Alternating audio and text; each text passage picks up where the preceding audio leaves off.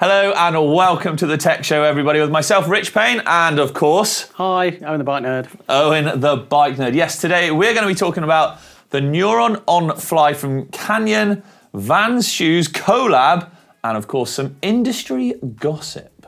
Yeah, let's begin. Yes, hello, welcome everybody. Now, industry gossip. There is so much of it out there at the moment. Yeah, there is. So much. It's hard to know which way to look. But a big one is Kona. Yeah. Ouch. Yeah. Tell us a little bit more, buddy. I mean, in general, we do need to stay positive because mountain biking's awesome. However, yeah, Kona looks like the Pacific Northwest brand is...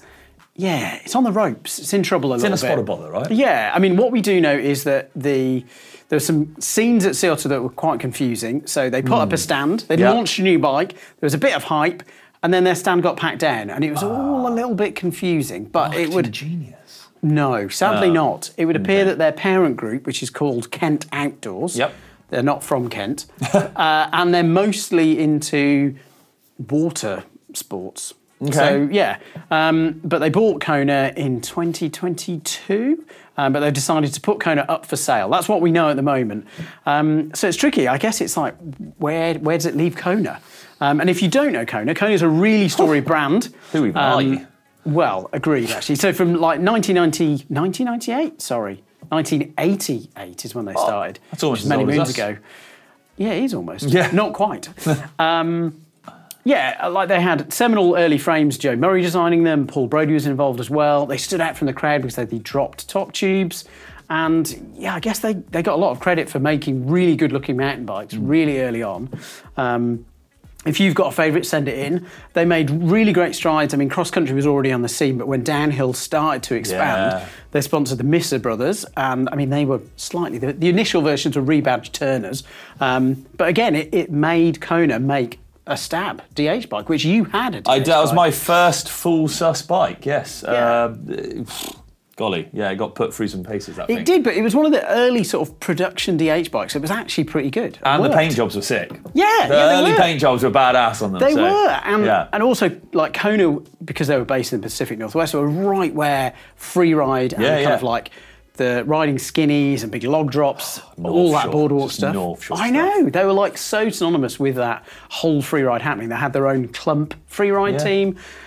They did like dirt jump bikes, which were production, which was sort of unheard of. They did single speeds, they did cross bikes, they did road bikes, hybrids, and they pitched themselves as the sort of biggest small brand around. But it feels, like I guess innovation slowed a little bit. They grew and grew, and it feels like they went through sort of a golden age, didn't they? Yeah. And now... It's a tricky one. Yeah. Well, I guess they were sold in 2022. We know that. 2022. Unfortunately, that timed with the market slowdown at the same time, where there was this big boom post-COVID, and then there's been this bit of slowdown. So I guess we don't know what's going to happen. We know there's a new chief financial officer there that will steer the ship, hopefully, and all we can do is hope that Kona get bought by a brand that really want to invest long-term in this storied brand. A quick last one. Interesting. I did see that Kona UK put a post out saying that normal service is resuming as normal. Like, warranties, servicing, Q&As, anything like that is carrying on. Like, business as usual is what they put out, and that was on Kona's UK sort of page. So we'll have to wait and see. Indeed, fingers crossed. But to keep on top of this story and all GMBN Tech stories, do subscribe. There's a link below, or maybe they even put a link on. So yeah, maybe above. Oh, that'd be good. No, it's probably below, to be honest. Okay, yeah, it's probably below. Okay, next up, Owen, on our tech hit list is a device called Hits. Now, we always recommend wearing a helmet mountain biking, but what if you could take the safety of that to the next level? Well, I mean, there's a couple of brands out there that do similar in terms of like single. Stuff, right? Like there's MIPS. I feel like Spesh and Smith have got similar systems to tell you when you've had a single trauma to your helmet. A hit, yeah. Head impact trauma. Yeah, it's not a winner if you get So essentially, this is a device that goes on your helmet to sort of measure the impact that your helmet and your head has had amongst lots of other high-tech data, which we're going to go into, and then feeds that back so you know exactly what's going on up there. Yeah, because I think often the case, or at least this is what HIT have found in doing lots of research, is that it's not necessarily that one big blow where you go, oh, I've ripped my helmet off and I feel a bit dizzy. It might be a couple of smaller hits where you don't necessarily think, oh, I don't need to worry about that. I don't need to do my concussion protocol and be sensible and sit out and not do social media and not do screens.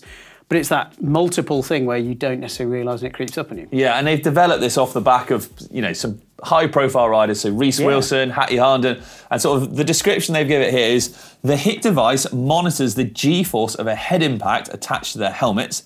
The technology also measures the smaller cumulative impacts experienced by riders on runs, even when they don't crash, similar to the effect on a footballer regularly heading a ball over the course of a match. And that's exactly like you said, it's all those smaller head impact shakes, rattles and rolls and stuff that actually we don't really think about as cyclists. We just sort of dismiss them as nothing unless it's a helmet smashing crash. So quite a cool little device. Yeah, it is. I mean, I've worked with racers, well, you've seen racers as well, where they've been affected by concussions really negatively. It's kind of like, it's not all fun and roses. It is kind of really interesting and, well, it makes such a huge impact. I think it's just awesome that a business is doing a bit more about it. So it'll be really interesting to see where this goes.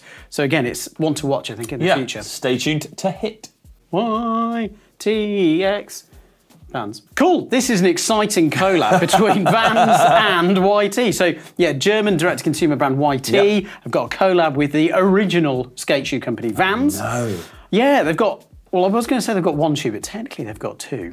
Because I've got some sliders, which are semi-controversial. I couldn't wear them because I'm just not cool enough, but some people are cool enough. The other shoe is the VANS X YT BMX style 114. Rolls off the tongue. It does, it's a catchy name.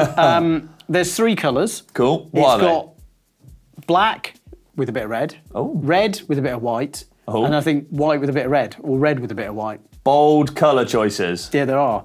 But it's got the waffle cup BMX sole. Classic. Pop cush cushioning, which is like a heel impact thing, which is quite a clever idea, actually. Okay. And then the very catchily, I've got to read it because it's so hard to say, VDFPR, which stands for Van Doren Factory Pedal Recipe. Effectively, it's like a tacky rubber sole for the waffle. I mean, that's quite cool. I like it when sort of two cool brands come together and collab like that. It'd be nice to get hold of a pair if they want to send some to ride and see what they're like. Yeah, they're like a half top. Yeah, a mid top. That would be a perfect description. Yeah, that would be much better. Cool kid. Yeah. I mean, look, the waffle sole's been around for ages. A lot of people love it. And Vans made riding shoes way back, so it's cool to see them back in the game, right? Yeah. Yeah, very cool. I think I've got to do this little quote because I think it's just, I love the synergy of this quote. Okay. This is all about the collab. We break the barrier between our two worlds and unite our two families, meshing our influences, values, and shared passion for street culture.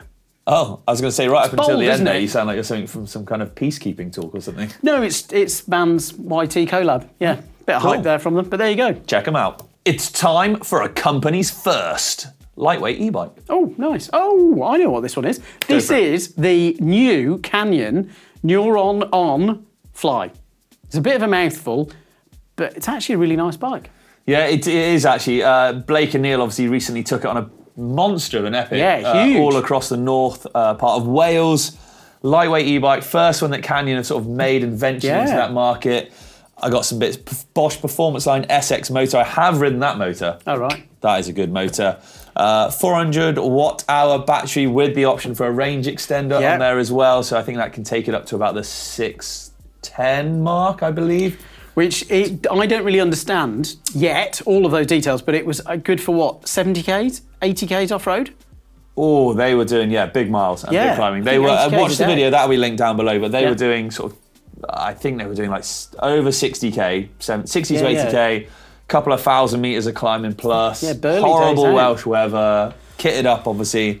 Yeah, it's cool. It's a sleek looking bike, obviously modelled off of their existing Neuron human-powered bike. Yeah, I think we're going for normal bike. Just normal bike. Yeah, so, 140 travel, front and rear, 29 are all rounds. I mean, it's an electric trail slayer.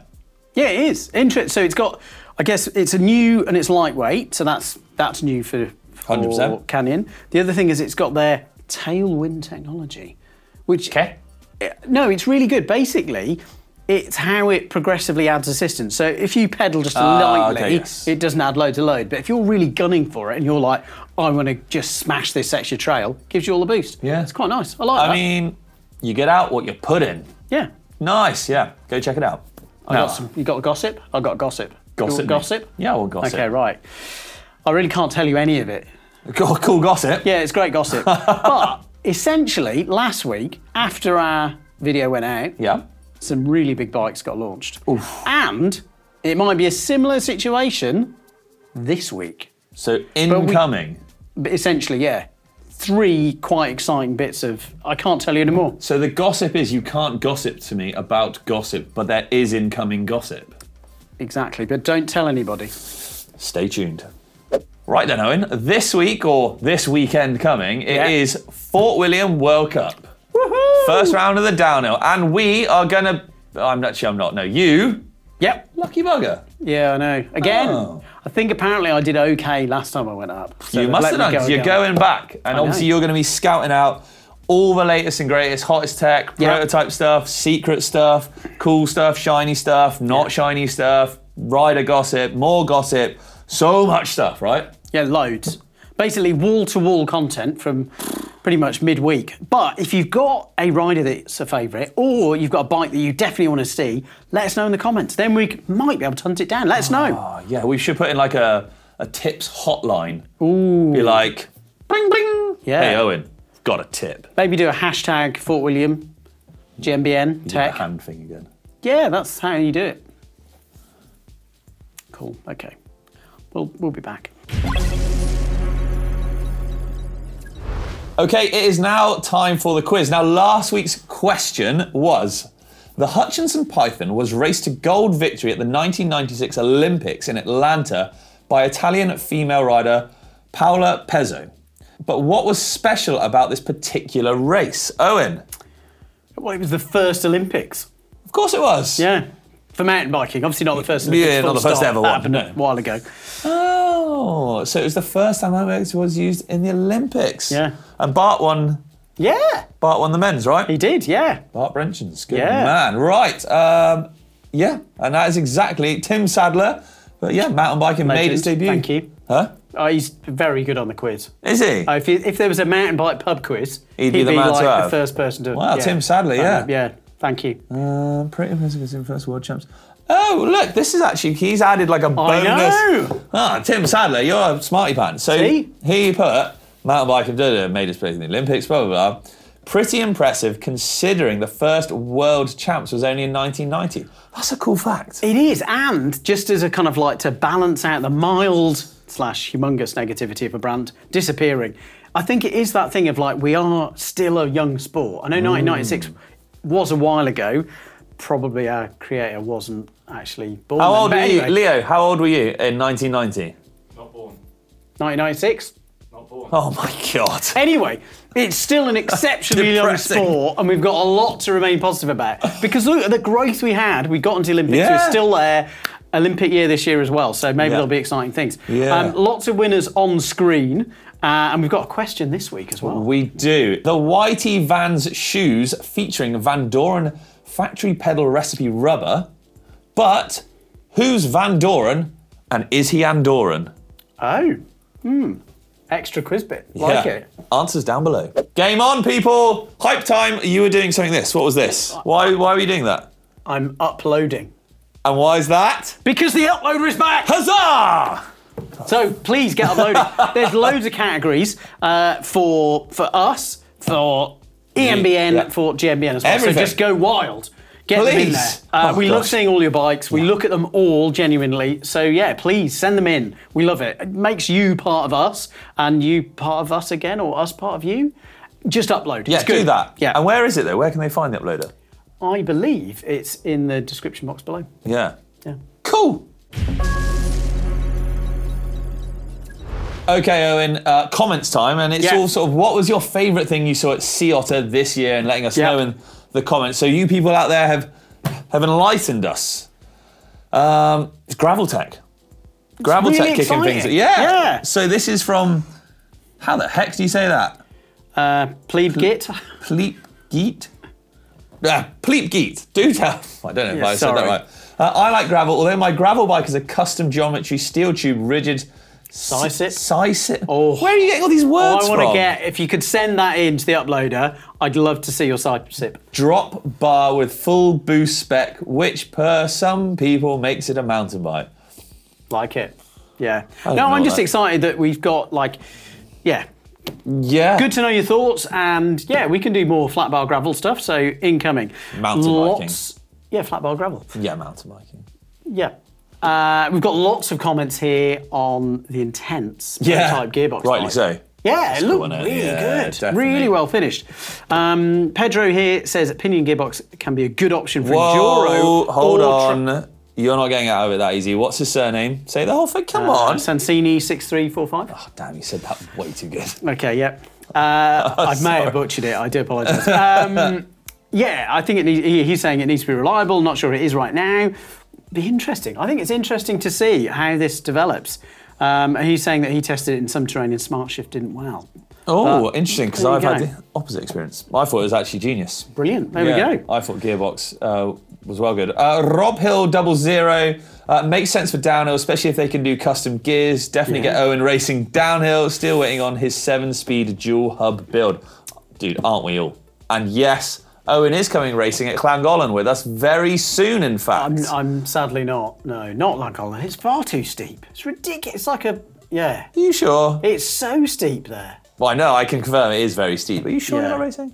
I'm not racing there. But maybe somewhere else. I mean, it opens up stories of how I finished only within 30 seconds of Matty Raikkonen. Oh, God. Yeah, don't like to flex, but yeah. But I did. I'm not denying it.